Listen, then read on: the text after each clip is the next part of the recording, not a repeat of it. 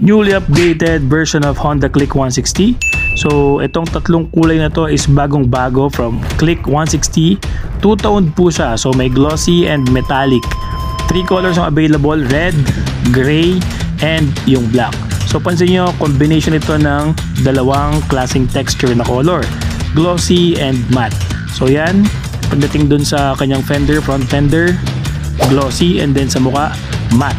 So tatlong kulay po yan, meron tayong red, gray, and black. And then pagdating naman sa mags, colored na din po ang mags ng Honda Click 160, yung bagong version. So may kulay na yung mga mags niya. Plus sa mga buttons naman, wala namang binago, same pa din. And yung pinaka-importanting changes dito, yung price niya. So mas mababa ang presyo niya ngayon, 116,000 ang SRP. So pansinin nyo yung specs nito, 116 kg ang kanyang curb weight. So parang dun siguro binase yung price niya ngayon. Isa din sa matipid